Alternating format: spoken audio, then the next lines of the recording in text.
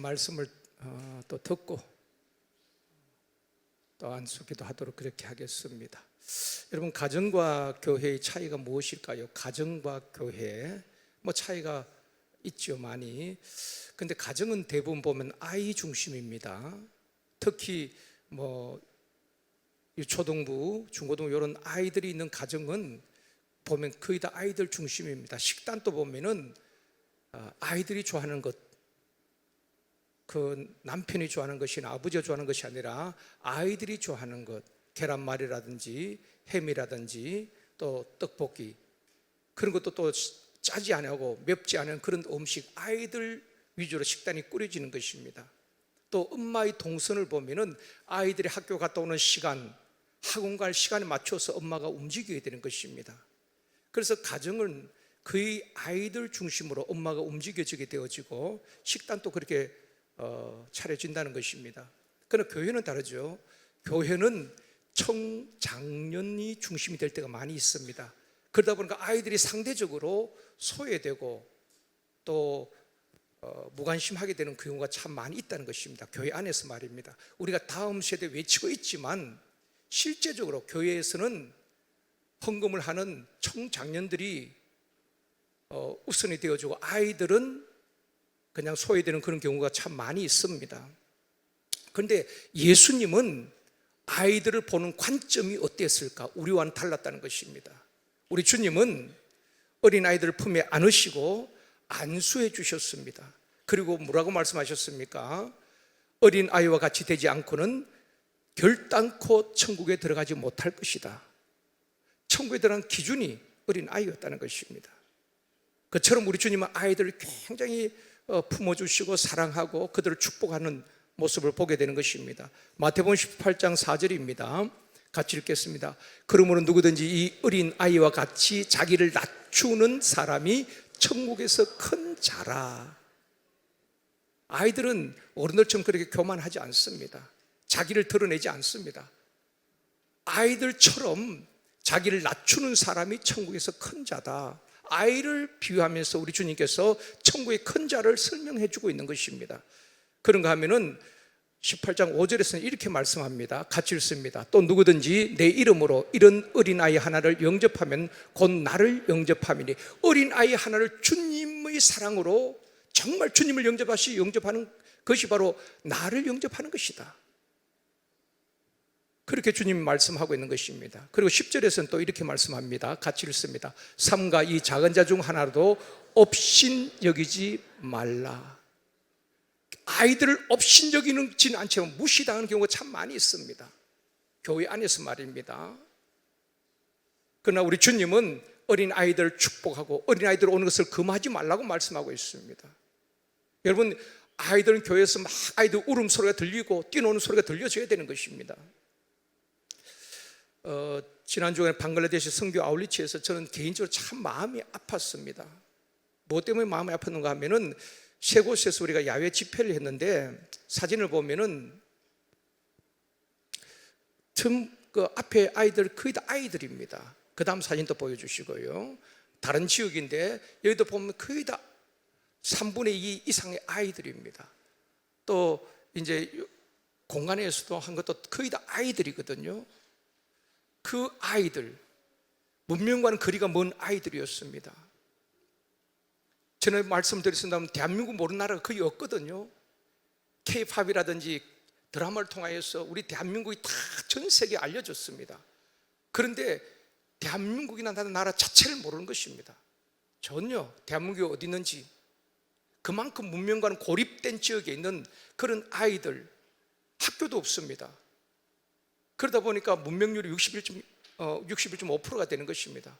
배우지 못하고 글씨도 알지 못하고 그들이 할 수 있는 것은 어릴 때부터 그냥 그 밀림 같은 숲속에서 뛰놀면서, 그리고 돼지를 치는 것입니다. 부모님이 치는 그 돼지를 치면서 그렇게 또 나이가 들면은 그 안에서 결혼을 하고 그렇게 살아가는 그 모습을 보면서 참 마음이 아팠습니다. 이들도 귀한 영혼인데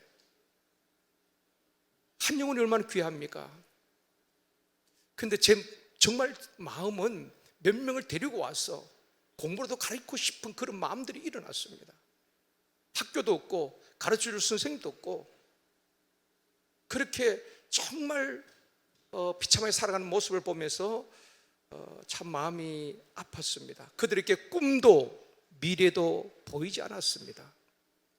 그래서 제가 그 꿈도 물어봐 아이들에게 너희 자네 꿈이 뭐냐? 대답도 하지 않는 것입니다. 사랑하는 성도 여러분, 어린아이는 가정의 미래인 것입니다.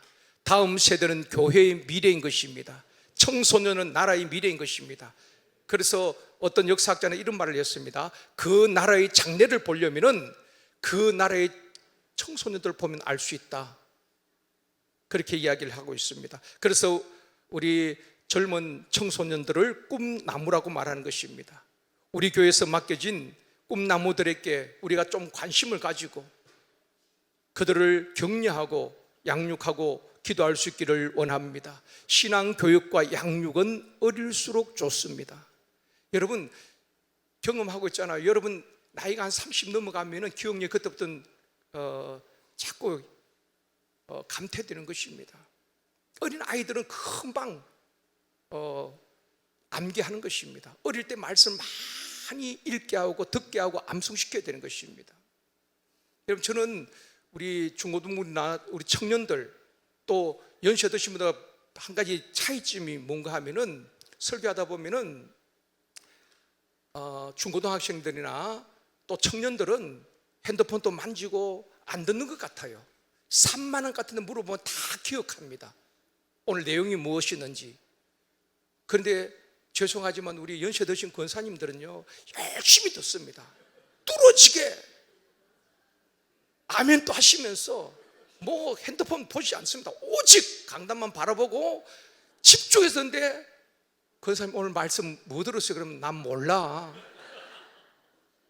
열심히 듣는데 뭘 들은지 몰라요. 근데 아이들은 막 안 듣는 것 같아서 잘 들어요. 그만큼 기억력이 좋다 이 말입니다. 아이들에게 잘 가르쳐야 되는 것입니다. 어릴수록 좋은 것입니다. 그래서 저는 유치부, 유초등부, 중고등부 때 승부를 걸어야 되는 것입니다. 그때 신앙을 잘 다지면은 어른이 돼도 말씀이 떠나지 않는 것입니다.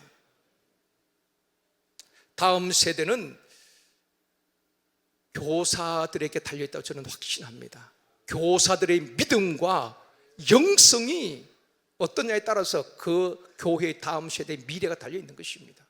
우리 교회 원래 임명받은 교사가 93명입니다 93명이 영아부에서 고등부까지 93명이 임명받았는데 우리 93명이 믿음이 견고하고 믿음의 기초가 든든하고 영적으로 뛰어나다면 우리 교회는 희망이 있습니다. 다음 세대는 아이들이 문제가 아니라 그들을 가르치고 양육하는 교사들의 믿음과 영성에 달려있다는 것입니다. 그래서 우리는 교사들을 많이 격려하고 교사들이 늘 충만할 수 있도록 함께 기도해 줘야 되는 것입니다. 스코틀랜드 어느 교회 주일학교에 보비라는 남자아이가 있었습니다. 이 아이가 너무 별난 것입니다. 교회 나오긴 하는데 완전히 예배 시간에 막 그 분위기를 망치는 것입니다. 장난도 치고 다른 친구들 막 괴롭히기도 하고 타일러도 안 되고 통제가 안 되는 것입니다. 그래서 보비가 속한 그 반을 선생님들 아무도 안 맡으려고 하는 것입니다. 그 보비라는 아이 때문에 선생님들이 다 그 반을 맡지 않으려고 하는 것입니다. 아무도 관심을 갖지 않는 아이였습니다. 근데 그 아이가 오면 계속 야단만 맞고 핀자만 들으니까 교회에 나오다가 어느 주일부터 나오지 않는 것입니다. 그러니까 예배 분위기가 달라진 거예요. 그렇게 산만하던 예배, 그 아이로 인해서 예배 전체가 산만했는데 보업이란 아이가 나오지 않으니까 예배가 예배처럼 뭐 아주 은혜롭게 드려지는 것입니다. 그러니까 교사들이 교사하고 나면은 교사할 때 보비가 나오니까 참 예배 분위기가 달라졌다고, 너무 좋다고 다 좋아하는 것입니다. 그런데 한 여선생님, 그 선생님의 마음이 좀 아팠습니다. 그 아이도 귀한 영혼인데. 그래서 이 선생님이 보비를 집을 찾아가는 것입니다. 물어서 찾아갔는데 보니까 부모가 없어요. 할머니 밑에서 자란 아이인데 너무 가난한 집안인 것입니다. 선생님도 아무도 그걸 몰랐던 것입니다. 아주 가난하게 살아가는데, 그래서 이 선생님이 보부와 약속한 것입니다. 교회에 나오기로. 근데 주일날 나오지 않는 것입니다. 다음 주일날 이 선생님이 아침 일찍이 그 보비집을 찾아간 것입니다. 꾀재재한 그 아이, 그 떨어진 옷으로 엉망이 되어 있는 그 아이를 씻기고 옷을 입혀서 교회에 데리고 옵니다. 그 교회에 와서 보니까 역시 말썽을 부리는 것입니다. 그렇게 와서 또 막 예배 분위기를 흐트리는 것입니다. 그때 선생님이 갈등이 생긴 것입니다. 내가 포기할까? 다른 사람이 다 그냥 그 아이로 인해서 힘들어하니까, 그 아이 때문에 예배가 분위기가 산만하니까, 그 아이가 나오지 않는 것이 오히려 좋다고 말하니까 포기할까, 그런 생각도 했습니다. 그때 이 선생님이 생각한 것이 무엇인가 하면은, 예수님이라면 어떻게 하셨을까? 예수님이라면 이 아이를 포기했을까? 이 산만한 아이, 예배를 힘들게 하는 이 아이, 예수님이라면 포기했을까? 그 질문 앞에 예수님이라면 이 아이를 끝까지 포기하지 않았을 거다. 끝까지 사랑했을 거다. 그래서 이 선생님은 그 다음 주에 또 찾아가는 것입니다. 씻겨서 데리고 옵니다. 그 아이를 위해서 선생님은 눈물로 기도합니다. 하나님, 부모도 없는 이 아이 불쌍히 여겨 주시옵시고 이 아이가 변화되게 하여 주시옵소서. 선생님의 기도는 응답이 되어졌고, 아이는 학년이 올라갈수록 변화되기 시작합니다. 나중에는 성장해서 훌륭하게 성장하고, 이 보배란 아이가 중국 선교사로 가게 됩니다. 그 사람이 바로 로버트 스미슨이라는 사람입니다. 로버트 스미슨이라는 사람인데, 이분이 성경을 중국어로 번역을 해서 수백만 명의 중국인들이 예수를 믿게 되었다는 것입니다. 성경을 중국어로 번역해가지고 많은 사람들에게 성경을 읽게 하고 수많은 사람들이 주님께로 돌아오는 역사가 일어났다는 것입니다. 사랑하는 성도 여러분, 한 사람의 교사, 다 포기하고 그 아이가 없었으면 좋겠다고 말하는데, 그 한 교사, 주님의 마음으로 찾아가고 품어주고 사랑하고 끝까지 그 아이를 안아주고 주님의 사랑으로 기도할 때에 그 아이가 변화되니까 수많은 사람들이 그가 번역한 성경을 읽고 주께로 돌아왔다는 것입니다. 지금 여러분이 맡고 있는 그 아이가 여러분을 힘들게 할 수도 있습니다. 예배를 방해하는 산만한 아이일 수도 있습니다. 그러나 포기하지 마십시오. 하나님이 그를 변화시키고 위대한 인물로 하나님이 하시면 될 줄로 믿습니다. 스승과 아버지는 다른 것입니다. 바울은 고린도 교회 성도들에게 자신을 스승이라고 말하지 않습니다. 아버지라고 말하고 있습니다. 어쩌면 스승은 의무감에서 학생들을 가르칠 수가 있습니다. 지식을 전달할 수 있습니다. 그러나 아버지는 달라요. 오늘 14절에 이렇게 말씀합니다. 같이 읽겠습니다. 내가 너희를 부끄럽게 하려고 이것을 쓰는 것이 아니라 오직 너희를 내 사랑하는 자녀같이 구원하려 하는 것이라. 내 사랑하는 자녀같이. 여러분, 아이를 야단쳐도 선생님이 야단치는 것과 아버지가 야단치는 것은 다릅니다. 아버지는 엄하게 야단치지만은 그 바탕에 사랑이 깔려있는 것입니다. 이 아이가 깨닫고 바르게 살아가기를 원하는 그 아버지의 사랑이 있다는 것입니다. 바울은 그렇게 말합니다. 내가 너희들을 사랑하는 자녀같이 권한다. 책망도 사랑의 바탕 가운데 아비의 마음으로 그들을 권하고 있는 것입니다. 15절에도 말씀합니다. 같이 읽을까요? 그리스도 안에서 일만 스승이 있으되 아버지는 많지 아니하니 그리스도 예수 안에서 내가 복음으로써 너희를 낳았습니다. 자식을 낳을 수 있는 것은 부모밖에 없습니다. 그래서 바울은 내가 복음으로 너희들을 낳았다. 영적 아비라는 것입니다. 그 아비의 마음으로 바울은 고린도 교회 성도들 권면하고 책망하고 있는 것입니다. 스승은 지식을 전달하고 학문을 가르치는 것이라면 부모는 자식을 낳아서 애간장을 녹이면서 양육하는 것입니다. 부모가 미적분을 몰라도 사랑으로 양육하는 거예요. 그래서 우리는 아버지, 어머니 말만 들어도 가슴이 찡하잖아요.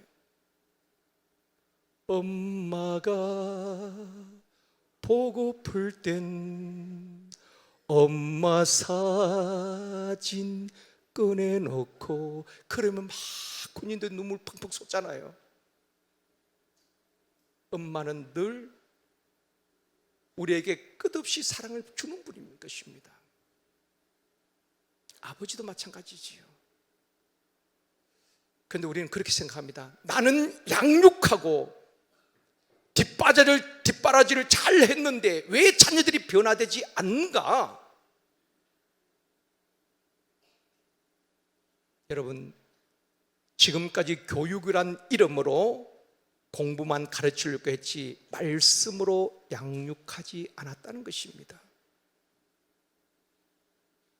정말 그들의 영혼이 중요한가? 아니면 좋은 대학에 가고 좋은 직장에 가는 것이 중요한가? 우리는 대부분 공부에 많이 집중을 하고, 그렇지 그들의 영혼에 대해서는 양육하는 것에는 등한이었다는 것입니다. 사랑하는 성도 여러분, 영아부에서 고등부까지 임명받은 우리 교사가 93명이라고 말씀을 드렸습니다. 여러분들이 성경 지식만 가르치는 스승이 아니라 영적 부모가 되어지기를 원합니다. 정말 주님의 마음으로, 영적 아비로, 영적 어미로 내 자식 같으면 여러분 포기하겠습니까? 자식은 잘못할 때 정말 책망할 때도 그 자식 잘 되길 바라는 그 사랑이 바탕에 깔려 있다는 것입니다. 스승과 부모는 다른 것입니다. 우리가 주님의 마음으로, 영적 부모의 마음으로 양육한다면 우리 교육부에서 앞으로 정치, 경제, 교육, 사회 모든 각 분야에 인재들이 배출되어질 줄 믿습니다. 그 말썽 꾸러기 법이 모든 교사들이 고개를 절레절레 흔들었지만 한 선생님 정말 어미의 마음으로, 주님의 마음으로 포기하지 아니하고 끝까지 품어줄 때에 그 한 사람이 변화되어지고, 그 한 사람으로 인하여서 성경이 번역되어지고 수많은 사람들을 주께로 돌아오게 했다면 그 한 사람이 우리 교사 99명 한 분 한 분이 되어지기를 원합니다. 그냥 맡겨 주었으니까, 교사니까 내가 근속 10년, 20년, 30년 그게 중요한 것이 아니라 내게 주님의 사랑이 있는가?